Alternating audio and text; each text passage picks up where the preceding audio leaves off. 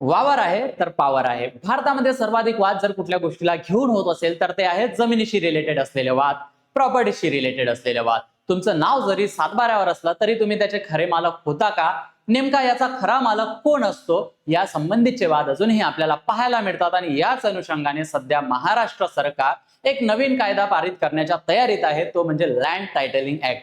नेमका हा land टायटलिंग act काय आहे, सध्याची परिस्थिती जमिनीला घेऊन काय आहे, हे आपण आजच्या व्हिडिओच्या माध्यमातून समजून घेणार आहोत. So hello aspirants, welcome to all. मी प्रतीक कुमार स्वागत करतो तुम्हा सर्वांचं पुन्हा एकदा एओनायसच्या युट्यूब प्लॅटफॉर्म वरती. आता इथून पुढे सातबारा असणार की नाही आणि नवा जमीन कायदा काय आहे, प्रॉपर्टी कार्ड वरून ठरणार आहे आता जमिनीचा मालकी हक्क, हे आपण बघणार आहोत या व्हिडिओमध्ये. पण तत्पूर्वी तुम्ही जर राज्यसभेसाठी तयारी करत असाल तर उत्तर लेखन 0 to Hero हे पुस्तक घ्यायला विसरू नका, मार्केटमध्ये अवेलेबल आहे. बघा, या पद्धतीचा जर एखादा भूखंड असेल आणि तो जर तुम्हाला विकायचा असेल तर बरेचसे नावं त्या ठिकाणी आपल्याला दिसून येतात की हा रिलेटिव्ह आहे, तो रिलेटिव्ह आहे, त्याला सही करायला बोलवा, याला सही करायला बोलवा. या पद्धतीचे प्रॉब्लेम्स आपल्याला पाहायला मिळतात. नेमका मालकी हक्क हा कोणाचा असतो? सो या पद्धतीचे वाद आपल्याला दिसून येतात आणि यामुळेच जमीन सुधारणा कायदा नव्याने लागू करण्याची आता एक गरज त्या ठिकाणी सरकारला वाटलेली आहे. त्याच अनुषंगाने सरकार एक मोठा जमीन सुधारणा कायदा आणण्याच्या तयारीत आहे, जो प्रॉबॅबली येणाऱ्या जुलैमध्ये वगैरे किंवा पावसाळी अधिवेशनामध्ये तो आपल्याला सदनमध्ये आलेला दिसेल, त्यावर चर्चा होताना आपल्याला दिसून येईल. ठीक आहे. बघा, आता या कायद्यामध्ये काय आहे तर प्रत्येक जमिनीला म्हणजे जी काही जमीन असेल त्याला अधिकृत प्रॉपर्टी कार्ड देण्याचा प्रस्ताव त्या ठिकाणी असणार आहे. म्हणजे तुम्हाला इथून अशा पद्धतीचं प्रॉपर्टी कार्ड मिळेल ज्यावर तुमची सगळी डिटेल्स त्यामध्ये मेन्शन केली गेली असणार आहे. ठीक आहे. जमीन मालकी व्यवस्थेत हा मोठा एक स्ट्रक्चरल रिफॉर्म आपल्याला त्या ठिकाणी पाहायला मिळेल. म्हणजे जे आत्ताची जी करंट परिस्थिती आहे किंवा आताची जी सिस्टीम आहे जमिनीला घेऊन किंवा त्याच्या प्रॉपर्टीला घेऊन, सो ही आता नेमकी बदलणार आहे. ठीक आहे.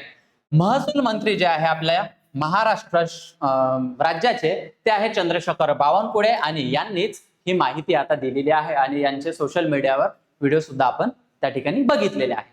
मग याचं उद्दिष्ट काय हा नवीन कायदा आणण्यासाठी? तर जमीन व्यवहार पारदर्शक आणि वादमुक्त करणे. मी सुरुवातीलाच बोललो की भारतामध्ये जर सर्वाधिक वाद जर होत असेल तर ते जमिनीला घेऊन आहे आणि बरेचसे वाद आपल्याला त्या ठिकाणी पाहायला मिळतात आणि हेच उद्दिष्ट डोळ्यासमोर ठेवून सरकार हा कायदा पारित करण्याच्या तयारीत आहे.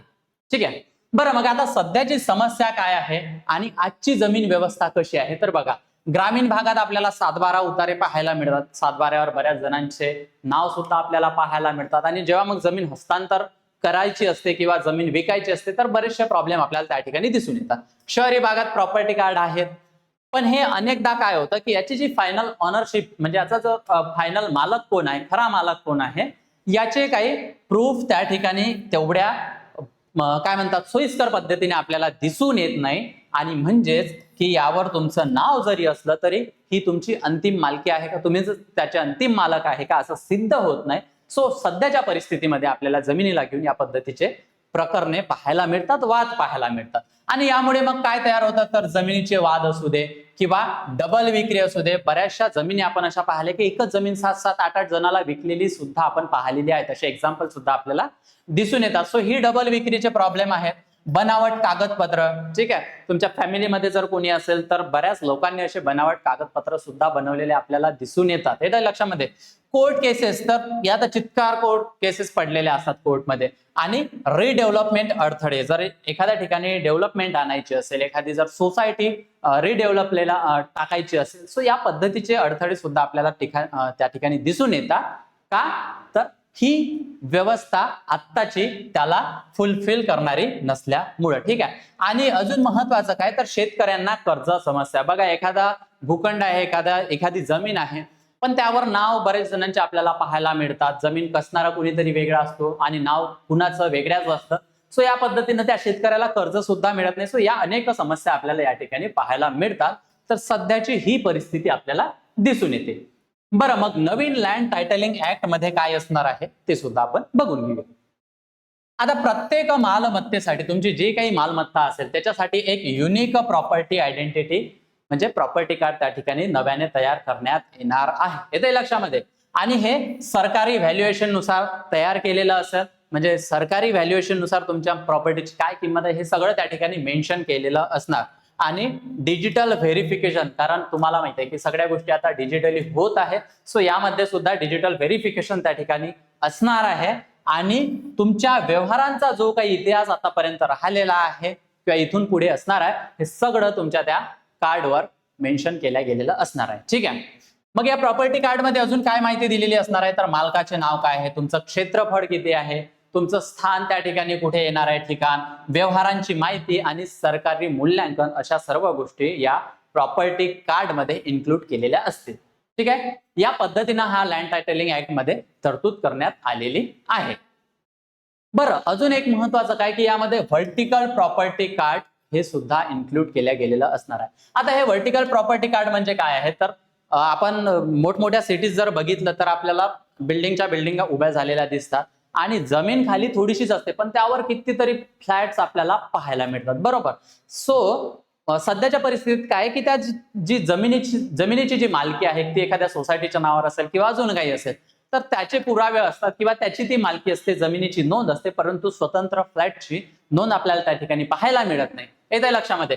प्रत्येक फ्लॅटची स्वतंत्र सरकारी ओळख नसते. कोणती? सरकारी ओळख नसते. सो याच अनुषंगानं सध्याच्या परिस्थितीला चेंज करून, सध्याच्या परिस्थितीत बदल करून नवीन प्रणाली लागू करण्याच्या तयारीत सरकार आहे. यामध्ये काय असणार आहे की प्रत्येक फ्लॅटला स्वतंत्र प्रॉपर्टी कार्ड आता इथून पुढे मिळणार आहे. त्यामुळे काय होणार आहे की फ्लॅटची आता स्वतंत्र लिगल आयडेंटिटी एक नव्याने आपल्याला त्या ठिकाणी पाहायला मिळणार आहे. ठीक आहे. सो या पद्धतीने व्हर्टिकल प्रॉपर्टी कार्ड आता सरकार आपल्याला इश्यू करू शकतात. बरोबर. मग याचे फायदे आपल्याला काय होणार आहे, तर रिडेव्हलपमेंट डिस्प्यूट कमी होईल. जर एखादी सोसायटी खूप जुनी झाली तर त्याला रिडेव्हलप करायचं असेल तर त्या ठिकाणी सुद्धा आपल्याला बरेचसे वाद पाहायला मिळतात. सो हे डिस्प्यूट कमी करण्यासाठी ह्या व्हर्टिकल प्रॉपर्टी कार्डचा आपल्याला त्या ठिकाणी फायदा होणार आहे. येते लक्षामध्ये. सोसायटी कॉन्फ्लिक्ट असेल ते कमी करणं, इनहेरिटन्स सोपं होणार आहे, म्हणजे वंशावळनुसार ती कोणाच्या नावे ती ट्रान्सफर व्हायला पाहिजे. सो या पद्धतीचे प्रॉब्लेम आता त्या ठिकाणी सोप्या पद्धतीनं करून देण्यात येणार आहे व्हर्टिकल प्रॉपर्टी कार्डमुळे. आणि लोन प्रोसेस सुरू होणार आहे. जर तुम्ही फ्लॅटवर एखादं जर लोन घेत असाल तर बऱ्याचदा त्यामध्ये सुद्धा आपल्याला प्रॉब्लेम पाहायला मिळतात. तुमचे डॉक्युमेंट्स नसतात किंवा मालकी अजून कुणाची तरी वेगळी असते, राहत तिथे कोणीतरी वेगळा असतो. सो या पद्धतीने लोन मध्ये सुद्धा आपल्याला काय होणार आहे, आता सुलभता येणार आहे. येते लक्षामध्ये. बरं, हा जरी कायदा आणत असला, आता नेमका हा कायदा जुलैच्या आसपास पारित करण्याच्या तयारीत महाराष्ट्र सरकार आहे. महाराष्ट्र सरकार अशा पद्धतीचा हा पहिला कायदा आणत आहे. हा भारतातला पहिला कायदा असणार आहे किंवा पहिला राज्य असणार आहे अशा पद्धतीचा कायदा लागू करण्यासाठी. बरं, हा कायदा जरी लागू करत असले तर प्रत्येक गोष्टीसमोर आव्हाने त्या ठिकाणी निश्चितच असतात. सो या लँड टायटलिंग ऍक्ट समोर सुद्धा आव्हाने असणार आहे. आता सर्वात मोठी आव्हाने काय असणार आहे की जुने जमीन रेकॉर्ड. आता ज्या जमिनी आहेत त्या कितीतरी काळापासून आपल्याकडे ट्रान्सफर होत आलेल्या आहेत. ठीक आहे. काय म्हणतात, पित्याकडून पुत्राकडे त्या जमिनी आलेल्या आहेत, पुत्रीकडे आलेल्या आहेत, येते लक्षामध्ये, मुलीकडे आलेल्या आहेत. सो अनेक नाव त्या रेकॉर्डवर चढल्या गेलेल्या आहेत. सो हा एक सर्वात मोठं आव्हान असणार आहे की या रेकॉर्डला कसं मेंटेन करणार आहे सरकार. गाव नकाशांमध्ये मिसमॅच आपल्याला त्या ठिकाणी दिसून येतं. गावातल्या जमिनीशी जर घेऊन एखादा नकाशा आहे, तो बघा, दोन जर जवळ शेत असले, शेत जमिनी असल्या तर तो म्हणतो की हा धुरा माझा आहे, हा धुरा माझा आहे. ठीक आहे. सो या पद्धतीचे मिसमॅच आणि या पद्धतीने तयार केलेले नकाशे, कारण गावचा नकाशा जो आहे ते तलाठी करत असतो आणि त्या पद्धतीत तिथे कसे व्यवहार होतात हे तुम्हाला नव्याने सांगायला नको. हेच नाही तर अतिक्रमण रिलेटेड सुद्धा आपल्याला वाद त्या ठिकाणी दिसून येतात. अतिक्रमण हा एक मोठा प्रॉब्लेम राहिलेला आहे. सो हे सुद्धा आव्हान असणार आहे. एकाच जमिनीवर अनेक मालकी दावे, जसं की मी तुम्हाला बोलताना सांगितलं की भरपूर जणांचे नाव आपल्याला त्या ठिकाणी पाहायला मिळतात. एकच जमीन 7-8 जणांना जर विकलेली असेल, 2-4 जणाला विकली असेल तर अनेक मालकी दावे त्या ठिकाणी दिसून येतात. मग हे आव्हानाला आता सरकार कसं सामोरं जाणार आहे. आणि अपूर्ण असलेल्या डिजिटल नोंदी, सर्वांच्या डिजिटल नोंदी त्या ठिकाणी झालेल्या नाही. सो काही कागदपत्र अशा स्वरूपात पाहायला मिळतात. आता हे कोणत्या काळातले कागदपत्र आहेत, हे नेमकं कसे सॉल्व्ह करणार आहे, हे सुद्धा एक चॅलेंज असणार आहे. आणि राजकीय आणि स्थानिक वाद, जमिनीला घेऊन जर गावचे कोणी लीडर लोक असेल किंवा राजकीय पर्सनॅलिटी असेल, त्यांनी अनेक जमीन आपल्या हाताशी ठेवलेल्या आहे, कुणाच्या नावावर ट्रान्सफर केलेल्या आहे, हे असे वाद आपल्याला माहित आहे. सो या पद्धतीचे सुद्धा आव्हान आपल्याला त्या ठिकाणी पाहायला मिळतील. नेमका हे आव्हाने आता सरकार कशी कमी करणार आहे हे आपल्याला येणाऱ्या कार्यकाळात पाहायला मिळेल. ठीक आहे. तुमच्यासाठी एक प्रश्न ठेवलेला आहे की खालीलपैकी लँड टायटलिंग ऍक्टचा मुख्य उद्देश कोणता आहे. तुम्हाला याचं उत्तर कॉमेंट सेक्शन मध्ये द्यायचं आहे. ठीक आहे. आणि तुम्ही जर राज्यसेवेसाठी तयारी करत असाल तर समर्पण नावाची बॅच आम्ही लॉन्च केलेली आहे, जी एकदम माफक दरात 29,999 रुपयाला तुम्हाला अवेलेबल असणार आहे. लाईव्ह प्लस रेकॉर्डेड स्वरूपाची ही बॅच असणार आहे. याची मुख्य वैशिष्ट्य काय की प्रिलिम्स प्लस मेन्स कॉम्प्रिहेन्सिव्हली त्यामध्ये कव्हर केल्या गेल्या असणार आहे. सर्वात महत्त्वाचं, जेव्हापर्यंत तुमचं सिलेक्शन होणार नाही, लाईफ टाईम व्हॅलिडिटी असणार आहे. Basic to advance NCERT coverage, answer writing practice, PYQ notes, test series, study notes आणि 1-to-1 मेंटरशिप सुद्धा तुम्हाला त्यामध्ये असणार आहे. तुम्हाला जर ही किंमत खूप जास्त वाटत असेल तर माझा कुपन कोड यूज करा, प्रतीक सर म्हणून. आणि अधिक माहितीसाठी मी तुम्हाला इथे माझा पर्सनल नंबर देत आहे. तुम्हाला काही क्वेरीज असतील तुम्ही मला डायरेक्टली मेसेज करू शकता. तुम्हाला सिलेबस हवा असेल तर जस्ट मेसेज मी. ओके. आणि एव्हनायचं टेलिग्राम चॅनल डाउनलोड करायला विसरू नका. ऍप स्टोर आणि गुगल प्ले स्टोरला अवेलेबल आहे, ज्यामध्ये हाय नोट्स, एनसीईआरटी आणि state books, current affairs, mind map, syllabus, quiz, अजूनही इतर गोष्टी त्यामध्ये तुम्हाला अवेलेबल होणार आहे.